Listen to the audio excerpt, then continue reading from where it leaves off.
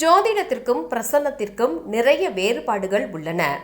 யந்திராச்சாரியா தரணி தம்பூதிரி ஸ்ரீ வித்யா உபசகி. அன்றாடம் வாழ்வில் நாம் சந்திக்கும் பிரச்சனைகள் பெரும்பாலும் அதிக அளவில் காணப்படுகிறது. இதற்காக நாம் கோவிலுக்கு சென்று வழிபாடுகளை மேற்கொண்டு நமக்கு தெரிந்த முறையில் தெய்வத்தை வணங்கிவிட்டு வருகின்றோம். ஆனால் நாம் சந்திக்கும் பிரச்சனைகளுக்கு தீர்வே கிடைப்பதில்லை.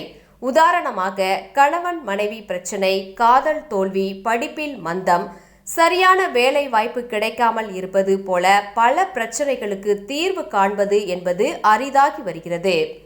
எனவே தீர்க்க முடியாத பல பிரச்சனைகளுக்கு முழு தீர்வு காண்பதற்காக கோவையில் கேரளா முறைப்படி பிரசன்ன ஜோதிடம் மற்றும் அறிவியல் ரீதியாக எல்லா வகையான பிரச்சனைகளுக்கும் தீர்வு கண்ட ஸ்ரீ பிரணவம் அஸ்ட்ராலஜி யந்திராச்சாரியா தரணி தம்பூதிரி ஸ்ரீ வித்யா உபசகி கூறுகையில், கடந்த 15 வருட காலமாக ஜோதிட துறையில் தீர்க்க முடியாத பல பிரச்சனைகளை ஆன்மீக ரீதியாகவும் அறிவியல் ரீதியாகவும் கையாண்டு வருகின்றேன். மேலும் அவர் பேசுகையில், ஜோதிடம் என்பது ஒருவர் பிறந்த ஜாதகத்தை அடிப்படையாக கொண்டு பலன்கள் கணிக்கப்படுகின்றது. ஆனால் பிரசன்னம் என்பது கேரளா முறைப்படி ஒருவருடைய பெயர் நட்சத்திரங்களை வைத்து சோழி போட்டு பார்த்து பலன்கள் சொல்லுவது.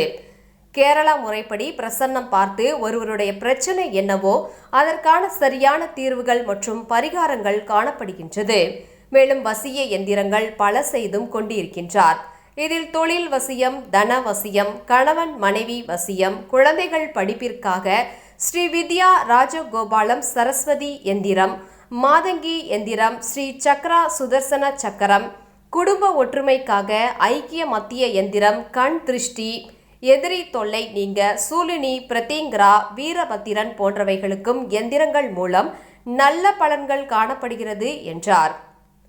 அதேபோல் ஆன்மீக ரீதியாக மட்டுமல்லாமல் சங்கரா ஹீலிங் என்ற பயிற்சியானது மனிதனின் உடலில் அமைந்துள்ள 7 வகையான சக்கரங்களை ஆக்டிவேட் செய்து கண் திருஷ்டி தோஷங்களை நீக்கி ஆன்மீகத்தில் ஈடுபாடு இல்லாதவர்களுக்கு கூட அறிவியல் ரீதியாக இந்த சக்ரா ஹீலிங் என்ற பயிற்சி சிறப்பாக செயல்பட்டு நல்ல பலன்களை ஏற்படுத்தி வருகிறது என்று தெரிவித்தார்.